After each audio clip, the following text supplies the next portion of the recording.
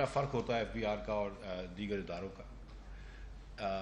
F B are کے data کے تحت اس مہینے پاکستان میں امپورٹس جو ہیں وہ $5 بلین کی ہوئی ہیں، $5 بلین کی۔ پچھلے مہینے یہ ایف بی آر کے ڈیٹا کے تحت پاکستان نے امپورٹ 7.7 بلین کی تھی، تو یہ $2.7 بلین کی کمی آئی ہے، جو کہ ایک بہت ہی خوش آئین بات ہے، اور ہم سمجھتے ہیں کہ اس سے اللہ کی مہربانی سے روپے پہ پریشر ختم ہوگا اور چیزیں آسان ہو جائیں گی۔ آپ جانتے ہیں کہ جیسے تیل وغیرہ خریدنا ہوتا ہے، کروڈ وغیرہ خریدنا ہوتا ہے، تو اس کی پیمنٹ اکثر 15 دن یا مہینے دن بعد کی جاتی ہے۔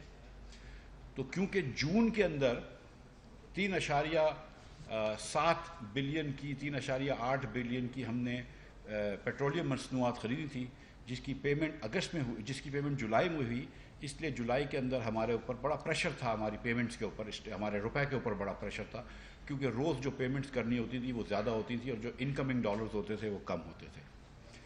اس مہینے کے اندر ہمیں تقریباً $800 ملین اسٹیٹ بینک کو زیادہ دینے پڑے باہر بنسبت جو آئے ہیں اس کے اندر، یعنی کہ ہمارا امپورٹ، ریمیٹنس اور دوسرے دیگر انفلوز جو تھے وہ ملا کر، اور جو ہم نے پیمنٹس کری ہیں ایکسپورٹس کی اور دیگر چیزوں کی، تو ہمیں $800 ملین کے اندر ہمیں خسارہ ہوا۔ یہ جولائی کے مہینے کی بات کر رہا ہوں، لیکن کیونکہ جولائی کے اندر اب امپورٹ کی ایل سیز بہت کم ہیں، امپورٹ بہت کم ہے اور اس کی پیمنٹس بھی انشاءاللہ کم ہوں گی، تو ہم یہ دیکھیں گے کہ اگست کے مہینے سے یہ پریشر جو تھا وہ ختم ہو جائے گا، اور جو 5 بلین کی امپورٹ ہوئی ہے، جو کہ 2.7 بلین سے کم ہوئی ہے، یعنی کہ جون کے اندر امپورٹس جو ہوئی ہیں وہ 7.7 بلین، اور جولائی میں جو امپورٹ ہوئی ہیں پورے 5 بلین کی ہوئی ہیں، تو 2.7 بلین کی جو امپورٹ ریڈکشن آئی ہے، اس سے بہت زیادہ ہم کو فائدہ ہوگا انشاءاللہ تعالی۔ یہ ہماری بڑی کوشش تھی اور اللہ تعالیٰ نے یہ ہم کو کامیابی دی ہے۔ ہم نے اس کے علاوہ ای سی سی نے اپروو کیا ہے، ابھی تک وزیر اعظم اور کابینہ نے یہ اپروو نہیں کیا کہ امپورٹ کے اوپر جو ہم نے بین لگائی تھی وہ ہم ہٹا رہے ہیں۔ ان بینز کے اندر بہت ساری آئٹمس تھی، ہم اس پہ ہٹا رہے ہیں، لیکن جو 3 بڑی آئٹمیں تھیں، گاڑیاں، موبائل فون اور ہوم اپلائنسز امپورٹڈ بنے ہوئے، ان پہ بین نہیں ہٹایا۔ تو لوکل ظاہر ہے کہ فریج بنتے ہیں، مائکرو ویو دیگر چیزیں اسمبل ہوتی ہیں پاکستان میں، اے سی وغیرہ، تو وہ بالکل اس پہ کوئی پابندی نہیں ہے، وہ بنتے رہیں گے۔ گاڑیاں بھی لوکل جو بنتی ہیں وہ بنتی رہیں گی، بکتی رہیں گی، مارکیٹیں پھیل رہی ہیں، اور اسی طرح جو موبائل فون بھی اب پاکستان میں اسمبل ہو رہے ہیں تو وہ پاکستان میں بنیں گے اور بکیں گے۔ لیکن جو باہر سے امپورٹ شدہ موبائل فون، گاڑیاں اور جو ہوم اپلائنسز تھے، ان کو ابھی تھوڑے عرصے تک ہم نے کچھ عرصے تک تھوڑا سا اس کے اندر بین کو مینٹین کرا ہے، باقی چیزوں کے اوپر سے ہم نے وہ پابندی ہٹا دی ہے، لیکن باقی چیزیں بہت کم ہوتی ہیں، کچھ آئس کریم، کچھ مچھلی وغیرہ، تو اور اس سے کچھ ٹریڈ میں بھی آسانی ہو جائے گی۔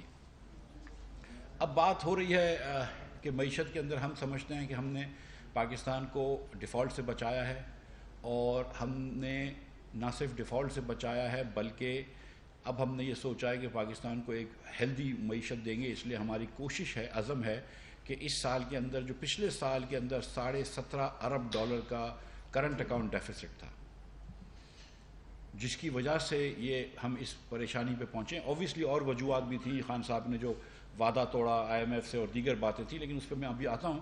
لیکن جس کرنٹ اکاؤنٹ ڈیفیسٹ کی وجہ سے جو فل فور جس کے اوپر سے مسئلہ آیا تھا، تو اب ہم نے یہ حکومت نے ڈٹرمن کیا، انشاءاللہ حکومت بڑی اس نے عزم اٹھایا ہے کہ ہم یہ اس کو کرنٹ اکاؤنٹ ڈیفیسٹ کو منیمائز کریں گے، اور انشاءاللہ 1 آدھ سال میں اس کو سرپلس میں بدل دیں گے۔ تو فل فور جو تھا وہ ہم امپورٹ کم کرنے کی کوشش کی ہے، اس پہ ہم کامیاب ہوئے ہیں۔ اب انشاءاللہ تعالیٰ اگلے 2-3 مہینے میں آپ دیکھیں گے کہ ہم ایکسپورٹ بڑھانے کی بھی بھرپور کوشش کریں گے، اس میں بھی انشاءاللہ تعالیٰ اللہ ہم کو کامیابی دے گا۔ لیکن جو بڑا پاکستان کا مسئلہ تھا ڈیفالٹ کا، اس سے ہم نے بچا لیا۔ کل خان صاحب نے بھی ایک ٹویٹ کیا تھا، اس میں وہ پوچھ رہے تھے کہ یہ کیوں پاکستان اس نہج پہ آیا ہے، اور پھر اس کے بعد میں نے بھی کوئی باتیں کی ہیں، تو اس بارے میں بھی میں بات کر دوں۔ ظاہر ہے کہ 3 مہینے جب ہمیں آئے ہوئے تو ہم نے 3 مہینے میں ایسی کوئی چیز نہیں کری جس کی وجہ سے جو ہے وہ روپے کے اندر کی قدر میں کمی آئے۔ 3 مہینے میں ہم نے ایسی کوئی چیز نہیں کری جس کی وجہ سے پاکستان جو ہے وہ دیوالیے کی نہج پہ جائے یا پاکستان بینکرپسی کی طرف جائے۔ ہم نے تو کنسالیڈیشن کی ہے، تو جہاں جو شخص اس نہج پہ لے کے آیا تھا وہ تو پی ٹی آئی ہے، وہ تو عمران خان ہے۔ اور میں آپ کو پھر آپ سے گزارش کر دیتا ہوں کہ ہم جب 2018 میں چھوڑ کے گئے تھے تو پاکستان کا قرض جو تھا وہ 24,952.9 ارب روپے تھا، 25,000 ارب روپے تھا۔ ہم جب آئے تو 44 ارب 44.25 ارب روپے تھا، 1000 ارب روپے تھا.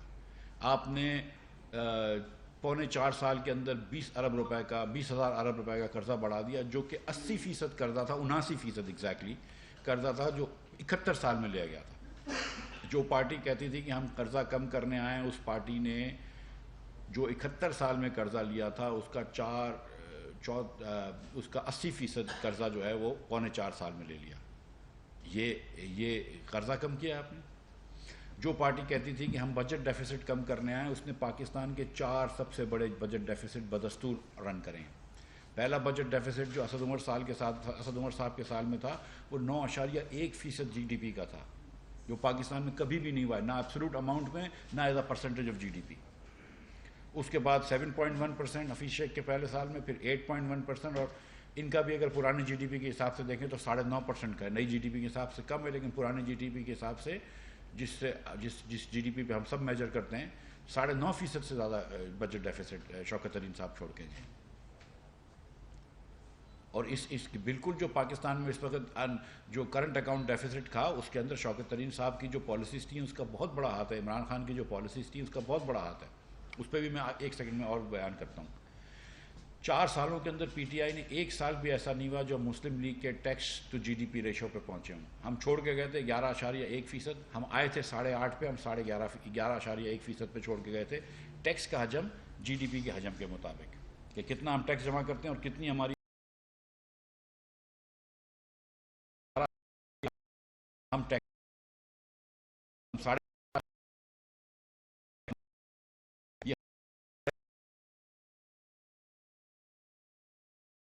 ہر سال ٹیکس کلیکشن کم کر رہے ہیں، آپ ہر سال بجٹ ڈیفیسٹ بڑھا رہے ہیں، تو قرضہ تو ہوگا. اور وہ قرضہ لیا گیا تو پھر پاکستان کو جتنے قرضے دینے پڑیں گے سود کے اندر، تو وہ پیسے کہاں سے آئیں گے. ٹوٹل ٹیکس ٹیک جو تھی وہ پچھلے سال 6100 ارب روپے کی تھی، وہ بھی محنت شامل تھی. 6100 ارب روپے کی ہوئی، اس میں سے 4 تو آپ کو صوبوں کو دینے پڑتے ہیں 3500 روپے، اس کے پھر آپ کا 2500 بچتا ہے، اس میں سے آپ کو 4000 دینے پڑتے ہیں. تو آپ تو اسی وقت نیگیٹو چلے جاتے ہیں.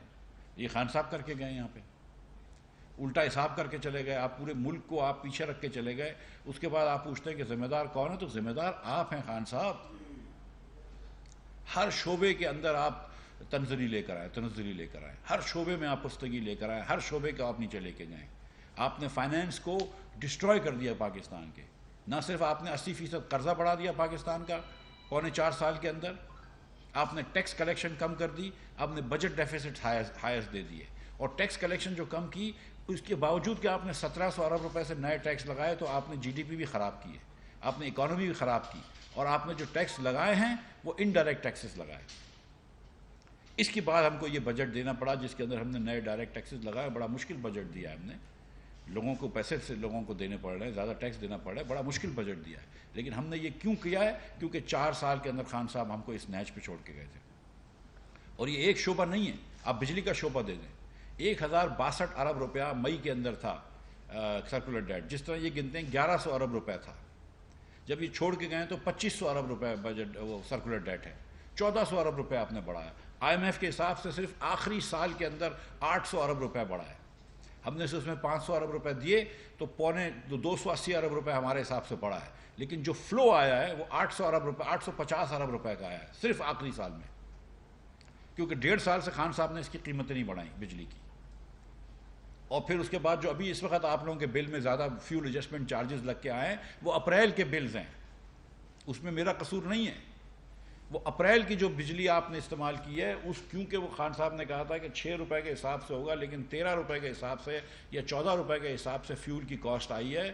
کیونکہ انہوں نے مہنگے سودے کیے یا سودے نہیں کیے، تو 8 روپے فی کلو واٹ آور آپ کو چارج کیا ہے نیپرا نے. اور وہ آپ کا اپریل کا بل کا ہے جو اس مہینے بل آئے ہیں آپ کے. اپریل کے یونٹس جو آپ نے استعمال کیے ہیں اس کے پیسے زیادہ لگے ہیں.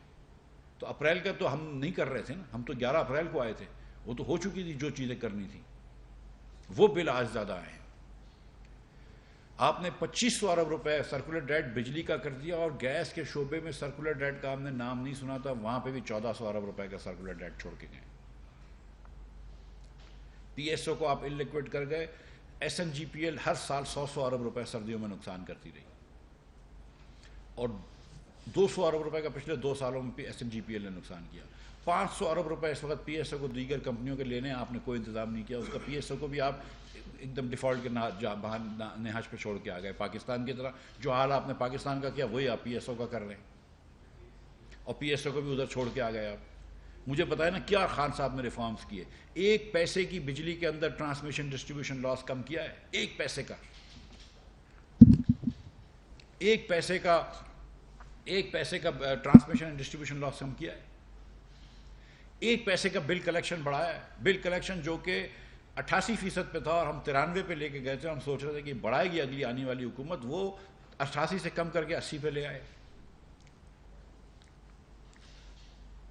جو 21% پہ ٹرانسمیشن ڈسٹریبیوشن لاسز تھے وہ ہم نے 5 سالوں کے اندر, جو کہ ہمارا کانسنٹریشن ہے بجلی گھر لگانے پہ تھا, لیکن پھر بھی ہم نے ٹرانسمیشن ڈسٹریبیوشن لاس میں جو تھوڑا سا کام کیا, ڈسٹریبیوشن کے اندر جو تھوڑا سا کام کیا, ہم نے 21% سے کم کر کے اس کو 18% پہ لے آئے ٹرانسمیشن ڈسٹریبیوشن لاسز کو. اس کو بھی انہوں نے 1% بڑھا کے پھر 19% لے گئے. کہیں پر انہوں نے کوئی کام نہیں کیا. یس, میڈیا میں آ کے تقاریر کر دیں, جھوٹے ٹویٹر پہ اکاؤنٹ لگائیں, جھوٹی تہمتیں لگائیں, لیکن 1 پیسے کا ریفارم نہیں کیا اس پاکستان میں. 1 پیسے کا کام نہیں کیا اس پاکستان میں. بجلی کا شعبہ میں نے آپ کو بتایا. گیس کے اندر آپ جا کے دیکھ لیجئے 20% یو ایف جی ہے, ان اکاؤنٹڈ فار گیس. 20% گیس وہ ہے سوئی سدن گیس کے نظام میں جس کا پتہ ہی نہیں ہے کہ آپ یہاں سے گیس ڈالتے ہیں 100 MMCFD, وہاں سے نکلتی ہے 80, اور پتہ نہیں کہ 20 کدھر چلے گئی. یہ چوری ہو گئی, ہوا میں اڑ گئی, کسی کو کچھ نہیں پتہ ہے. یہ خان صاحب چھوڑ کے جائیں. اور پھر آپ پوچھتے ہیں کہ اس کا ذمہ دار کون ہے؟ تو ذمہ دار آپ ہیں خان صاحب, ذمہ دار آپ ہیں. ہم نے تو 3 مہینے کے اندر کیا کیا ہے؟ ہم نے تو آپ نے جو ہمارے لیے ٹریپ سیٹ کیا تھا پیٹرول اور ڈیزل کی قیمتیں کم کر کے, آپ نے نومبر میں IMF سے معاہدہ کیا اور آپ نے کہا کہ پرائمری ڈیفیسٹ جو ہے وہ 25 ارب کا ہوگا. جس دن میں آیا ہوں مجھے پہلی پریزنٹیشن ملی, اور یہ پریزنٹیشن دوسرے لوگوں کو بھی مل چکی ہے, پی ٹی آئی کے وزراؤں کو بھی مل چکی تھی, تو 1300 ارب روپے کا ڈیفیسٹ کھڑا ہوا تھا 3 مہینے بعد. اور جو نومبر میں آپ نے پی ٹی آئی سے معاہدہ کیا, آپ نے وہی جو سری لنکا نے حرکت کی وہ آپ نے کری. فروری میں آپ نے بھی سستا تیل بیچنا شروع کر دیا, نقصان پہ تیل بیچنا شروع کر دیا, نقصان پہ پیٹرول اور نقصان پہ ڈیزل بیچنا شروع کر دیا. IMF سے معاہدہ توڑا, اور ایک اور چیز کری, آپ نے لکھ کے دیا تھا میں ایمنسٹی نہیں دوں گا, پھر آپ نے اپنے ATMs کو ایمنسٹی دے دی. ایک ریل اسٹیٹ کے دوستوں کو ایمنسٹی دی ہوئی تھی, پھر ایک اور دوستوں کو ایمنسٹی دے دی.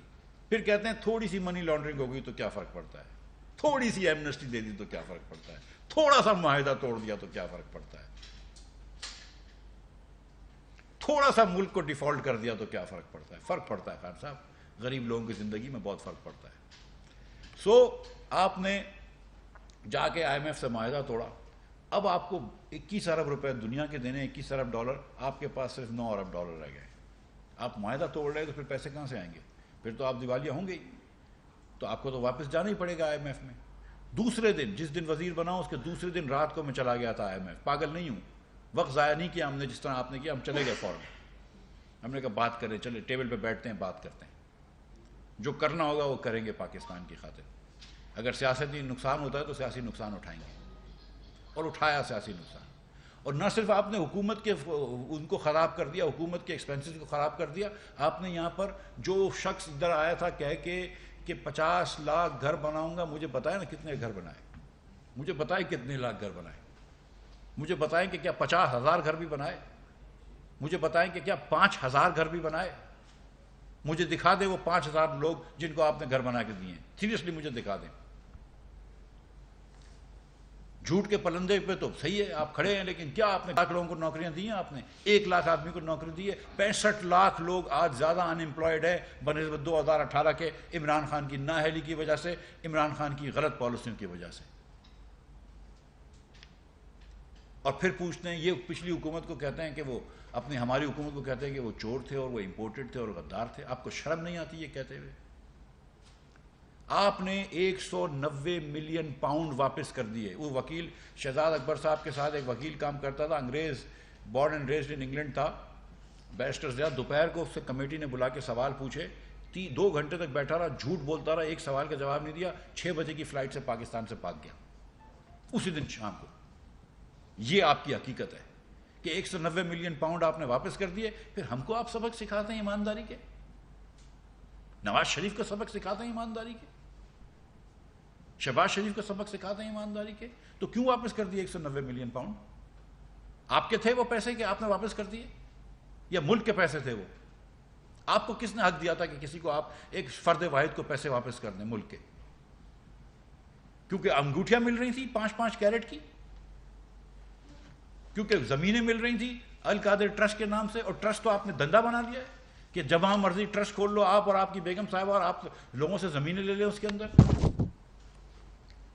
کہ تھوڑی سی منی لانڈرنگ کر دی اگر عارف نقوی نے تو کوئی بات نہیں، تھوڑی سی اگر بےمانی ہو گئی مالم چبے میں تو کوئی بات نہیں، تھوڑی سی بےمانی ہو گئی پشاور بی آر ٹی کے اندر تو کوئی بات نہیں. تھوڑی سی بےمانی ہوئی ہے پشاور بی آر ٹی میں، جو 27 ارب کے اندر جتنا لمبا 29 کلومیٹر لمبا شہباز شریف نے بنایا لاہور میں بی آر ٹی، اتنا ہی لمبا آپ نے جو ہے اتنی لینتھ والا بی آر ٹی آپ نے 100 ارب روپے میں بنایا. یہ تھوڑی سی بےمانی ہے؟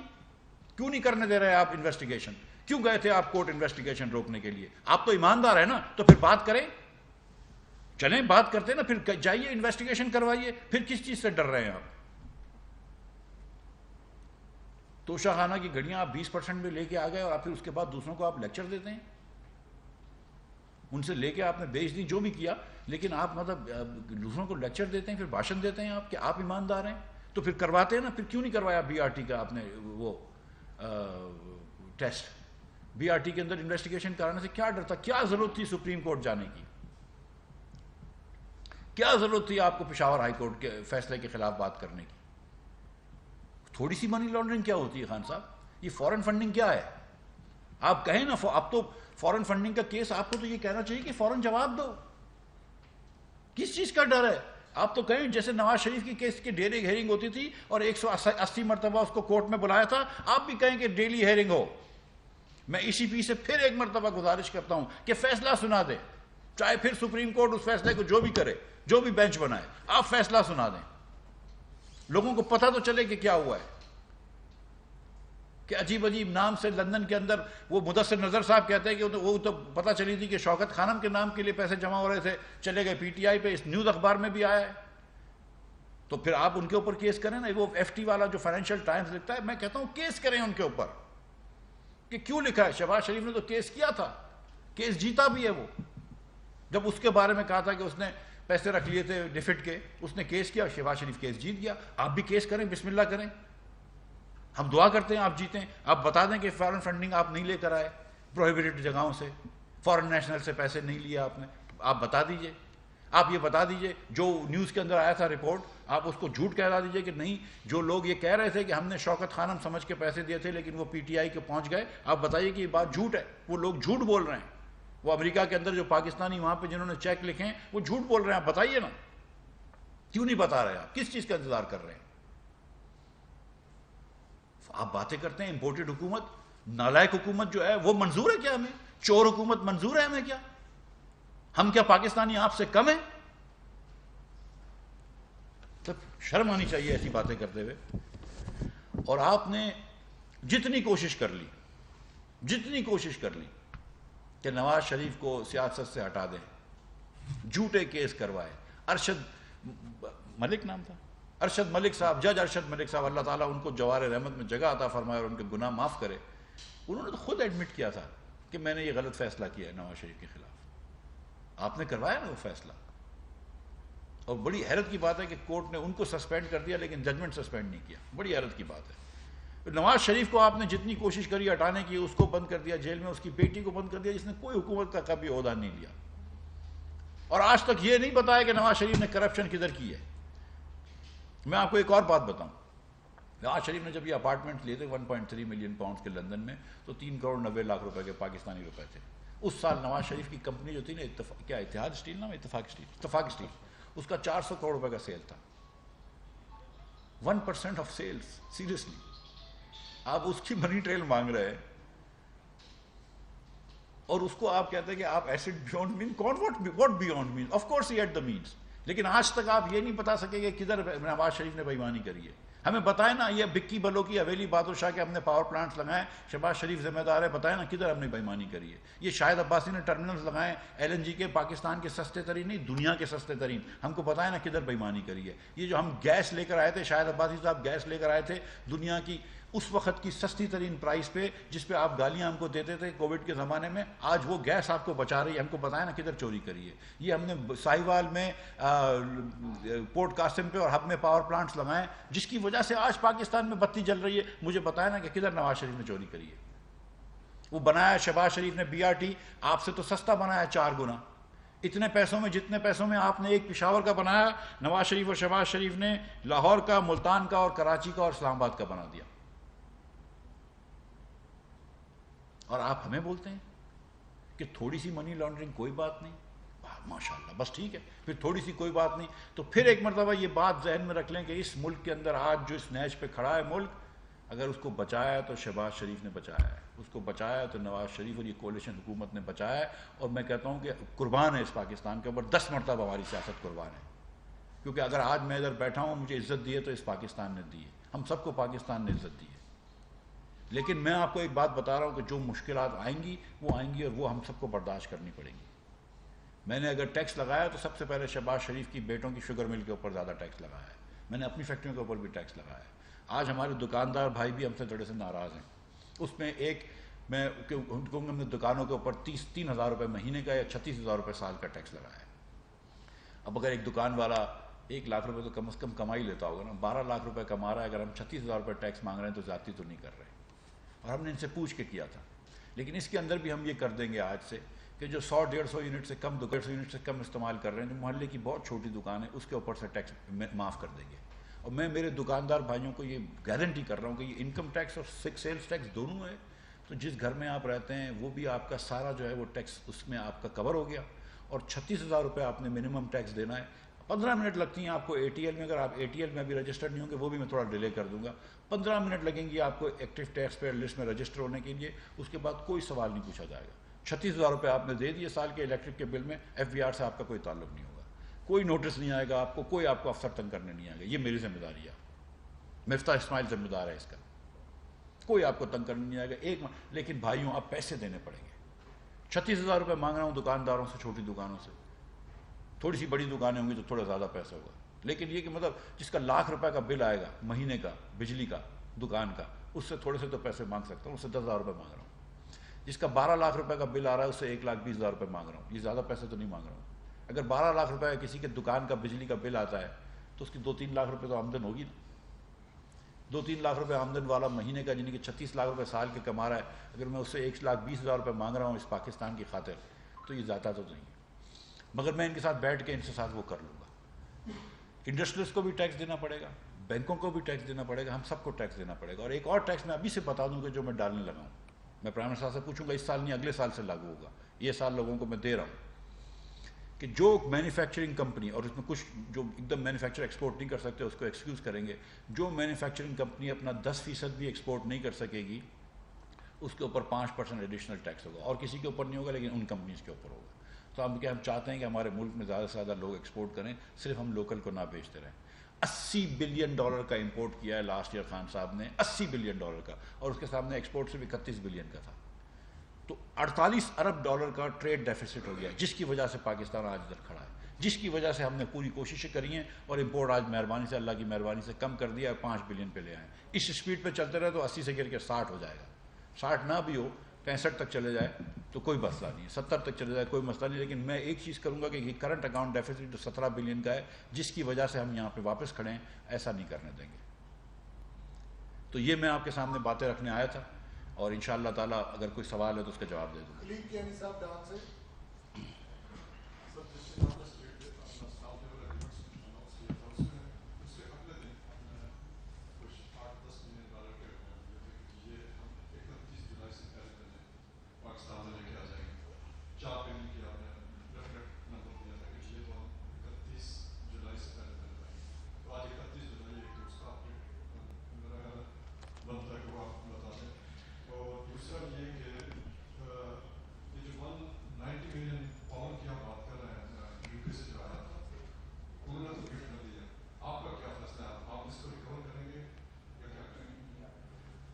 خلیق یعنی صاحب یہ دوسری والی بات آپ کی پہلے کر دوں. مجھے اگر اپنے پیسے کسی کو گفٹ کرنے ہیں تو مجھے حق ہے اس کا. اگر عمران خان صاحب اپنے پیسے کسی کو گفٹ کرتے ہیں یا شہزاد اکبر صاحب اپنے پیسے کسی کو گفٹ کرتے ہیں وہ ان کو حق ہے, لیکن وہ کسی اور کے پیسے گفٹ نہیں کر سکتے. میں پاکستان کے پیسے جو ہے وہ آپ کو یا آپ پاکستان کے پیسے مجھ کو گفٹ نہیں کر سکتے, یہ ہم کو حق نہیں ہے. تو یہ ریکور کرنا جو ہے یہ حکومت کی, اگر تو اس قسم کے ایگریمنٹس ہو چکے ہیں جس کو ہم کچھ نہیں کر سکتے تو وہ اور بات ہے, ورنہ تو یہ ریکور کرنا حکومت کی ذمہ داری ہے. یہ تو بالکل حکومت کا مطلب اولین فرضیہ ہے کہ یہ کیا کر دیا آپ نے. جو آپ نے بات کی ہے وہ کہ انشاءاللہ تعالی ہم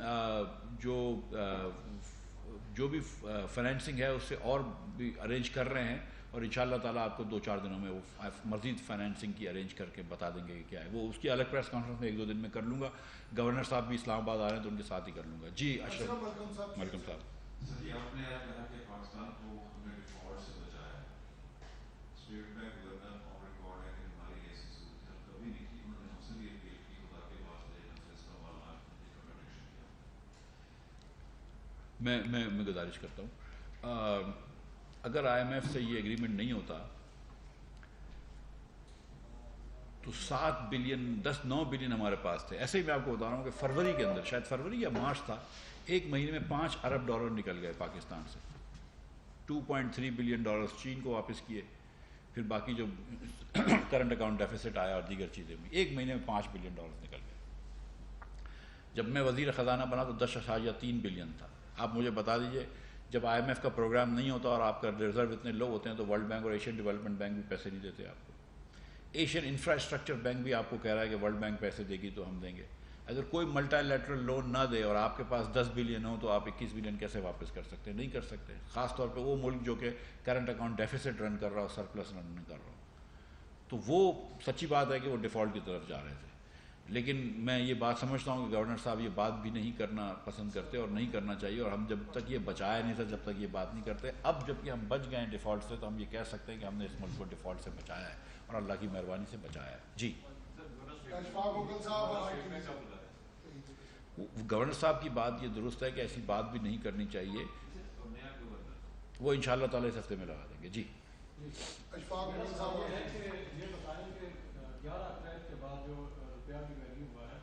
سے اوورآل جو debt stock in terms of rupees کتنا بڑا ہے. دوسرا یہ بتا دیں کہ جو ایکسپورٹ جو آپ کہہ رہے ہیں کہ 5 بلین ہماری امپورٹ ہماری 5 بلین لگی ہے, اس میں گورنمنٹ کے میجرز کتنے شامل ہیں, اور جو آپ نے تیل کی وجہ سے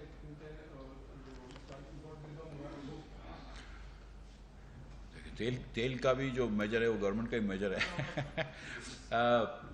جو 3.7 بلین کا پچھلے جون کے مہینے میں جو امپورٹ تھا وہ 4 بلین کا دیگر چیزوں کا تھا, اور انرجی کا 3.7 بلین کا تھا. جولائی میں جو امپورٹ ہوا ہے وہ 4 بلین کی جو چیز تھی جو ادر آئٹمز تھا وہ 3.4 بلین کا ہو گیا, تو 600 ملین ادھر سے کم آئی ہے, اور 2 بلین کی کمی آ گئی ہے انرجی کے امپورٹس میں. تو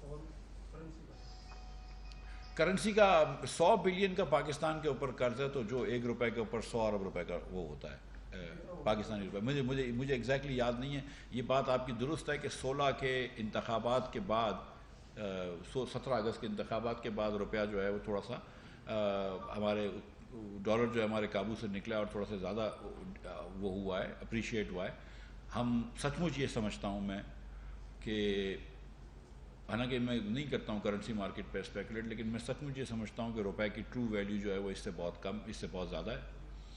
اور جو میں نے آپ سے گزارش کی کہ کیونکہ اس مہینے بھی اور پچھلے مہینے بھی تقریباً بلین ڈالر ہم کو زیادہ باہر دینا پڑا بنسبت جو ہم نے لیا ہے, تو اس کی وجہ سے ہمارے روپے کے اوپر پریشر تھا. لیکن کیونکہ 5 بلین کی صرف امپورٹ ہو گئی ہے تو ہم سمجھتے ہیں کہ اگلے مہینے انشاءاللہ تعالی یہ پریشر ختم ہو جائے گا. اور میں یہ سمجھتا ہوں اور جو میری کوشش ہے کہ جو روزانہ کے جو ڈالر پاکستان میں آ رہے ہوں وہ زیادہ ہوں اور جو ڈالر پاکستان سے جا رہے ہوں وہ کم ہیں. اگر اللہ نے چاہا انشاءاللہ تعالی تو ہم کوشش کریں گے کہ اگلے مہینے جو ہے, کوشش سے مراد ہے کہ ہم کوئی ڈائریکٹ انٹرونشن نہیں, لیکن ہماری خواہش ہوگی کہ جو ہم کیونکہ ہم نے یہ کوششیں کری ہیں امپورٹ کم کر کے، اور انشاءاللہ تعالیٰ جو پیسے پاکستان میں آئیں گے روز کے ڈالرز وہ زیادہ ہوں گے، اور جو باہر جا رہے ہوں گے وہ کم ہوں گے، تو روز کا ڈالر سرپلس ہوتا رہے گا، جس کی وجہ سے پریشر ختم ہو جائے گا، اور پھر ڈالر کی ویلیو روپے کے مقابلے میں تھوڑی سی کم ہوگی۔ تو مجھے اللہ کی ذات سے امید ہے کہ اگلے 2 ہفتے انشاءاللہ تعالیٰ بہتر ہوں گے۔ لیکن میں آپ کو سچ بتاؤں کہ دیکھیں یہ مارکیٹ کو کسی کو نہیں پتہ ہوتا، مجھے لگتا ہے کہ فنڈامنٹلز میرے حق میں ہیں، لیکن اسپیکولیشن، سینٹیمنٹس، یہ چیزیں بھی بڑا اس پہ عمل دخل کرتی ہیں۔ جی بھائی جی سر عزیز یہ صاحب، بتا دیں کہ مہنگائی کو کنٹرول کرنے کے حوالے سے آپ نے بڑے دعوے کی کہ ہم کنٹرول کرنے کی کوشش کریں گے، لیکن ادارہ شماریات کی جو ہفتہ وار رپورٹ آتی ہے اس میں 4% مزید مہنگائی بڑھی ہے۔ آپ کہہ رہے ہیں کہ ہم نے حالات کو بہتر کر لیے ہیں کہ جو ملک ڈیفالٹ ہو رہا تھا اس سے بچا لیے۔ یہ بتا دیں مہنگائی کو اب کم کرنے کے لیے کوئی پالیسیز بنا رہے ہیں کہ کس طرح سب چیزوں کو بہتر کریں گے؟ شکریہ ادریس صاحب۔ سوال آپ کا بہت ہی موضوع ہے اور بڑا اچھا ہے۔ میں آپ سے پھر یہ گزارش کر رہا ہوں کہ جو بھی وزیر خزانہ آتا ہے اس کی پہلی کوشش یہ ہونی چاہیے کہ وہ ملک میں مہنگائی کم کرے، اور دوسری کوشش ہونی چاہیے کہ گروتھ ہو اور روزگار بڑھے، یا پہلی گروتھ کی ہو دوسری مہنگائی کی ہو۔ انفارچونیٹلی میری نہ مہنگائی روکنے کی میری نمبر 1 پرائورٹی رہی ہے اب تک، میں سیدھی بات کرتا ہوں، نہ گروتھ لانے کی میری پرائورٹی رہی ہے۔ میری پرائورٹی تو صرف ڈیفالٹ سے پاکستان کو بچانے کی رہی ہے۔ میں آپ سے پھر گزارش کرتا ہوں، آپ سب جانتے ہیں، ٹی وی پہ دیکھتے ہیں، اخبار میں پڑھتے ہیں کہ سری لنکا میں مثال کے طور پہ 490 روپے کا پیٹرول تھا کچھ عرصے پہلے، 3000 روپے کا بلیک میں ملتا تھا۔ سری لنکا میں ہسپتالیں بند ہو گئی کیونکہ دوائیاں نہیں ہیں۔ سری لنکا میں خواتین 3 دن تک لائن میں کھڑی رہتی ہیں گیس خریدنے کے لیے، چولہا جلانے کے لیے۔ وہاں پر پیٹرول 10 دن تک لائن لگتی ہے۔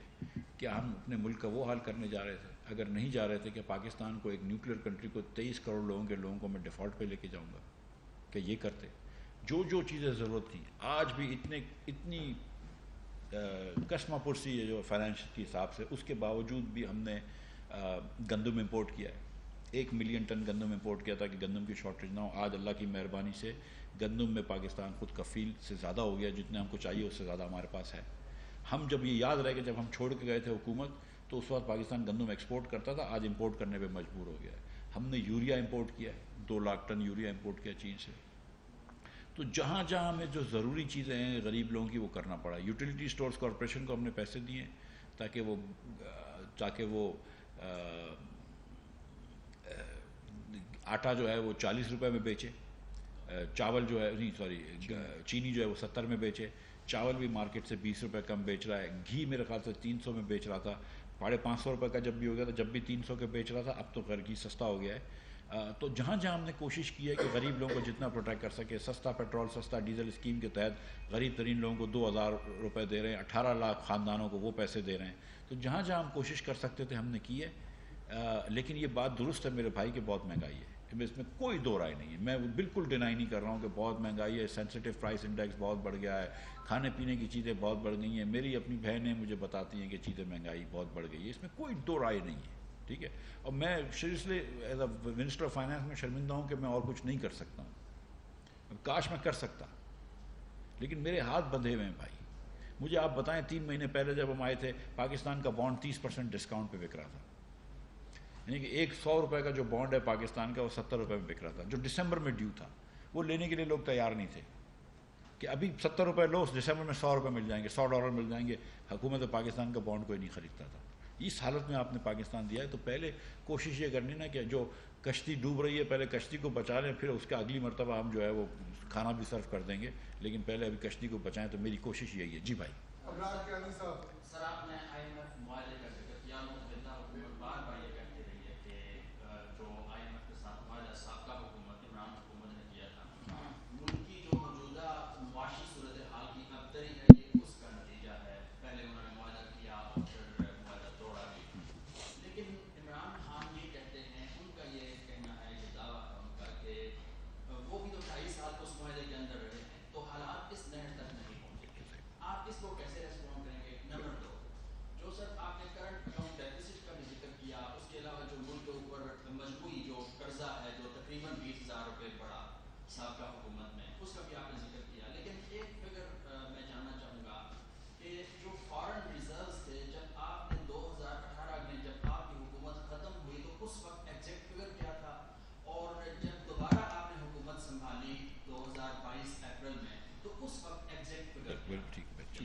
شکریہ بھائی.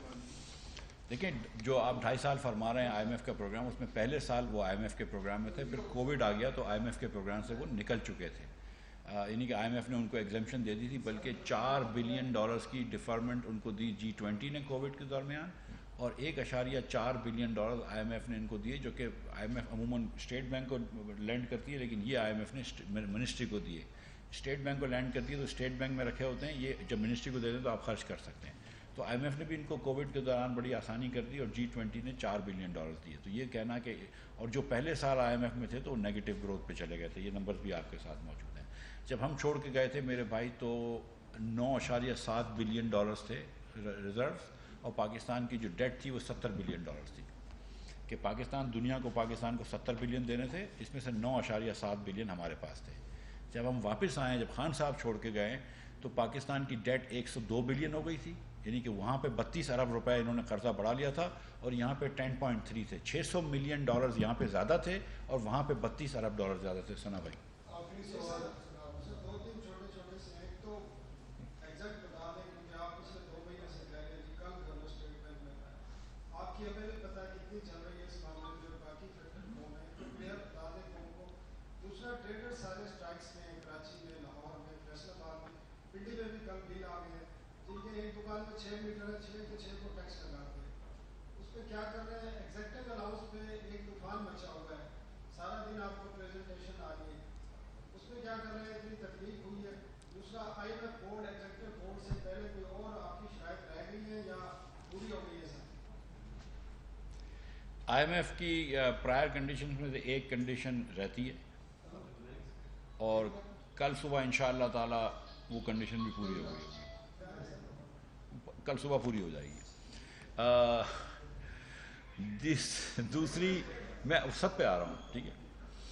دوسری بات آپ نے کری دکانوں کی اسٹرائک پہ، تو آپ تشریف تھوڑی تاخیر سے ہوئی تھی آپ کی، تو میں نے پہلے گزارش کی تھی. ویسے مجھے سمجھائیں کہ ایک دکان میں 6 میٹر لگے ہوئے کیوں ہیں، لیکن اس پہ ہم اس والی بحث میں نہیں پڑتے، ٹھیک ہے.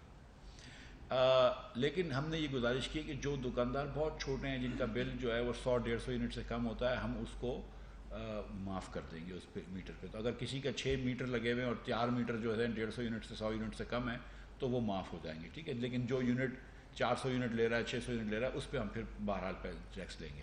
ہماری استدعا یہ ہے کہ 36,000 روپے ہم چھوٹی دکاندار سے لے رہے ہیں سال کے. یہ کہنا کہ اگر چھوٹی دکان والا جو ہے وہ 12 لاکھ روپے بھی نہیں کماتا تو بڑا مشکل ہے یہ کہنا. تو جو 12 لاکھ روپے کماتا ہے اس سے میں 36,000 روپے مانگ رہا ہوں، یہ میرے خیال سے کوئی بہت زیادہ تو نہیں مانگ رہا ہوں. ایک تو یہ. تیسری بات آپ نے کی کہ گورنر کے اندر آپ نے کہا کہ میری جو ہے وہ مشورے اتنے نہیں مانے جاتے، تو پھر بھی آپ مجھ سے سوال پوچھ رہے ہیں. میں اس امید پہ ہوں، بلکہ اس امید پہ نہیں، اس قوی امید پہ ہوں، بلکہ مجھے یقین ہے انشاءاللہ کہ اس ہفتے کے اندر گورنر صاحب کا تعین ہو جائے گا. اور یہ بھی میں آپ کو بتاتا رہوں کہ میرا مشورہ بھی اس میں شامل ہوگا انشاءاللہ. ایگزیکٹو الاؤنس جو ہے وہ فارن آفس کے امپلائیز کو نہیں دیا گیا تھا، اور دیگر کچھ منسٹریز ہیں جن کے لوگ باہر کام کرتے ہیں ان کو نہیں دیا گیا تھا. بلاول بھٹو صاحب خود تشریف لائے تھے میرے دفتر اور اپنے ٹیم کے ساتھ، اور اس کے بعد ہماری ٹیمیں بیٹھ گئی ہیں، ہم نے وہ اس کا مسئلے کا حل کر لیا ہیڈ کوارٹر الاؤنس کے نام سے. تو میں یہ بتا دوں کہ چاہے وہ FBR ہو، کیونکہ وہ میری منسٹری ہے، چاہے وہ دیگر حکومت کے ڈپارٹمنٹس ہوں، جہاں پہ بھی حکومت کے افسر کام کر رہے ہیں ان کو یکساں وہ معاوضہ ملنا چاہیے. یہ پرنسپل پہ ہم ایگری کر رہے ہیں، اور انشاءاللہ اس کو فالو کر دیں گے. بہت شکریہ.